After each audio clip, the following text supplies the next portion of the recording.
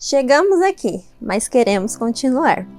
No último vídeo, apresentamos diversos argumentos sobre a historicidade de Jesus de Nazaré. Qual foi a conclusão? Ele é o homem que tem mais registro na história antiga, mas permita-nos apresentar mais evidências. Já observamos que no caminho da vida, a dúvida e a certeza parecem estar mais próximas. Nós preferimos escolher a certeza antes do que a dúvida. E você?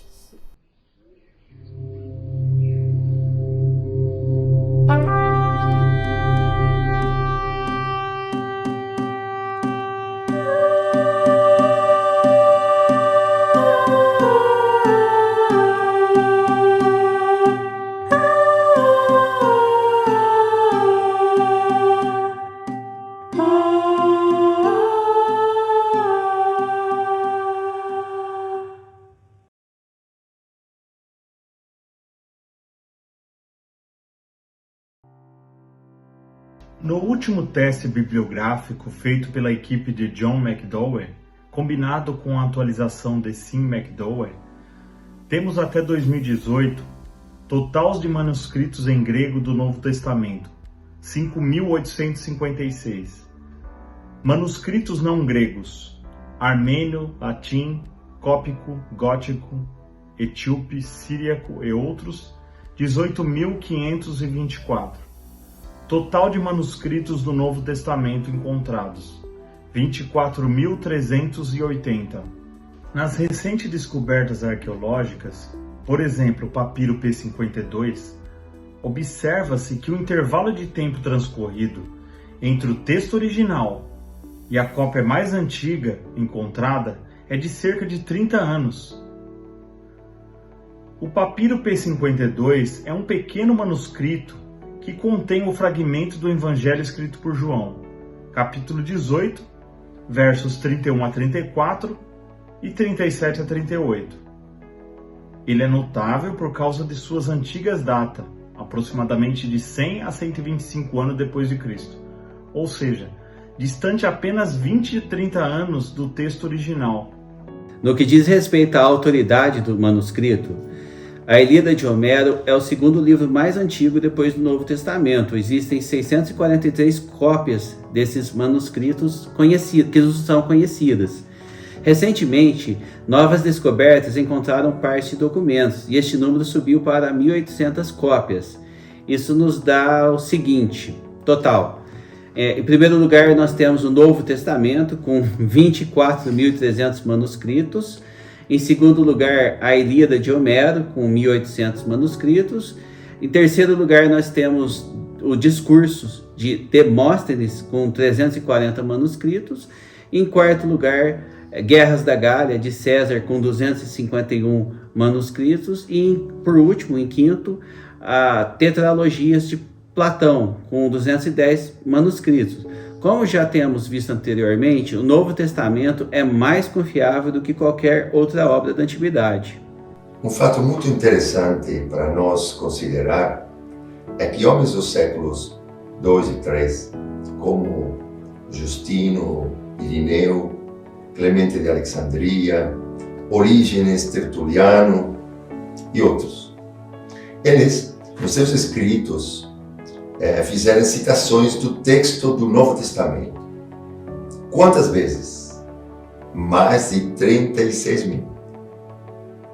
De forma que todos os versículos do Novo Testamento, todos, com exceção de 11, alguém contou e percebeu que são 11 os versículos que não foram copiados por eles.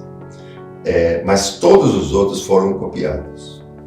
Em outras palavras, nós poderíamos ir até uma biblioteca pública, analisar as obras destes escritores da igreja primitiva e poderíamos ler tudo o Novo Testamento, simplesmente só com base nas citações que eles fizeram, não lendo o próprio Novo Testamento.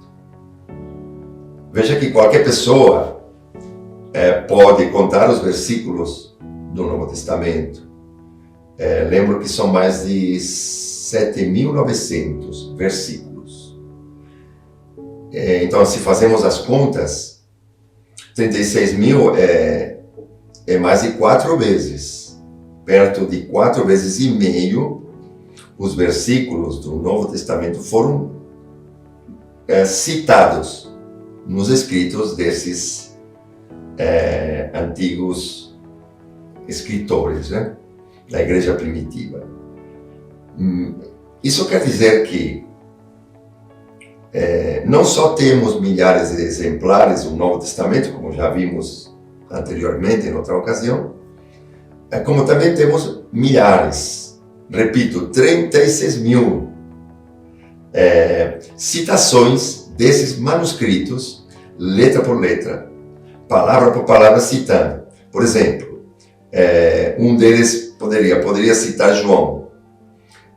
João escreveu assim, né? No princípio era o verbo estava com Deus e o verbo era Deus, né?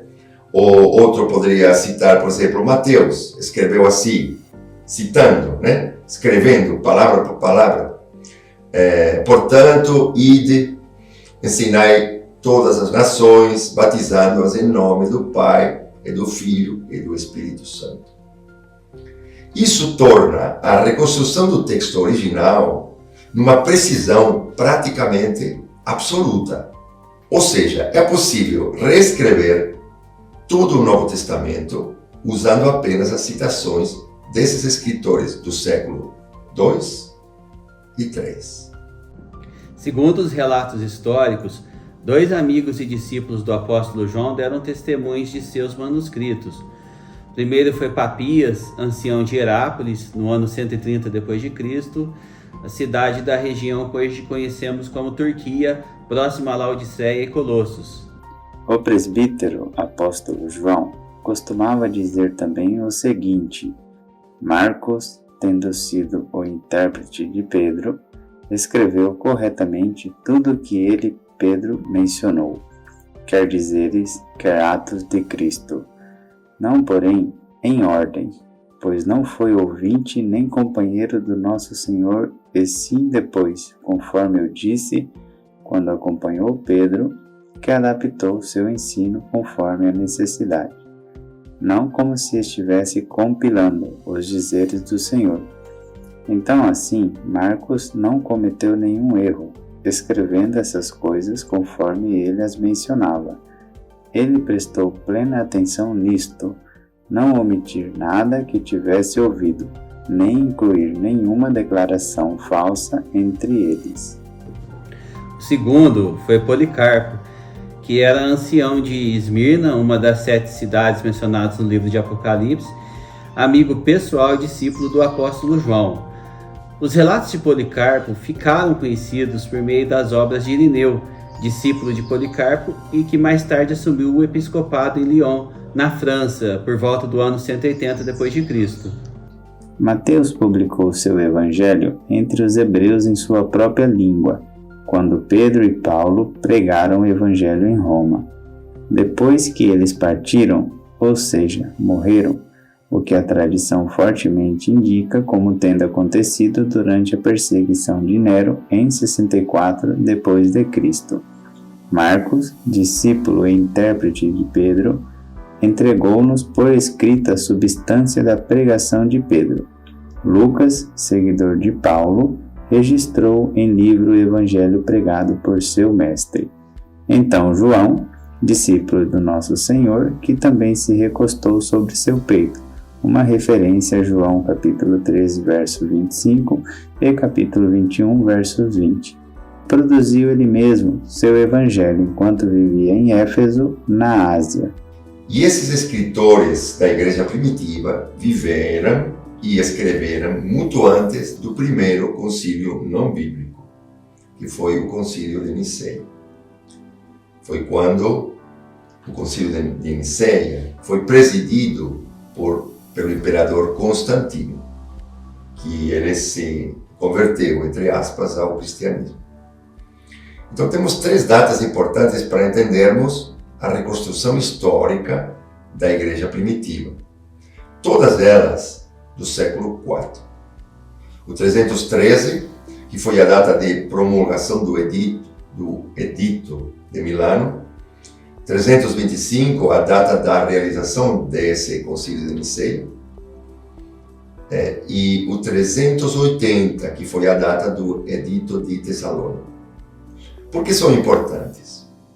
Porque até essa data, todos os crentes em Cristo, na atualidade e nos séculos passados, não importa se eles se autodenominam católicos, protestantes ou simples cristãos, sem vínculo com essas religiões, concordam que os escritos do Novo Testamento já foram todos escritos e compilados no que hoje conhecemos como o Novo Testamento, já no início. Não existe uma compilação, como se diz, da Igreja Católica Romana e uma adulteração dos textos. Não existe, porque tudo é anterior. No 313 foi promulgado o Edito de Milano, que determinou que o Império Romano seria neutro em relação ao credo religioso, acabando oficialmente, então, toda a perseguição, repito, oficial, porque seguiram algumas perseguições, mas oficialmente não se perseguiu os cristãos. Esse edital ele foi assinado pelo próprio Constantino I o Grande e por Licínio, que eram líderes do Império Romano. Então, nesse momento, terminou oficialmente a perseguição. Em 325, 14 anos depois, foi feito o primeiro concílio da Igreja Primitiva da cidade de Niceia, que era a atual Ásia Menor, atual Turquia. E nesse concílio saíram uns pontos de fé que nós já vemos alguma variação em relação à fé primitiva. Então, em Niceia, podemos ver que já houve uma certa variação. E o Edito de Tessalônica, que foi em 380, no mesmo século, é conhecido como o Edito Todos os Povos, e foi decretado pelo imperador romano Teodósio, que era o que era naquele tempo, que o cristianismo niceno, só ele, se tornou na religião oficial do Império Romano. Então se iniciou um processo progressivo de união entre o Estado romano e a fé cristã, e também uma perseguição àqueles que não confessavam essa, podemos dizer, versão já partidista da doutrina primitiva. É importante salientar que os 27 livros que compõem o Novo Testamento, como nós conhecemos hoje, impresso pela Sociedade Bíblica de todo o mundo, já eram conhecidos pela Igreja Primitiva como os únicos textos de inspiração divina. Claro, sem contar os livros das antigas escrituras sagradas do povo hebreu, chamado Velho Testamento. É importante destacar isso, pois há muitas vozes, na tentativa de desacreditar os textos do Novo Testamento, atribuem o cânon bíblico à Igreja Católica. Mas são vozes que não têm nem laço na história e nem no bom senso. Nos próximos trabalhos nós vamos entrar em mais detalhes a respeito desse tópico. A abundância de manuscritos do Novo Testamento, assim como a enorme quantidade de citações feitas por escritores cristãos do Novo Testamento nos séculos II e III, dissipa toda dúvida sobre a confiabilidade dos textos que registram a vida de Jesus de Nazaré. Chegamos aqui, mas queremos continuar. Será que escritores não cristãos também confirmam a historicidade de Jesus? Este será um assunto para o próximo vídeo.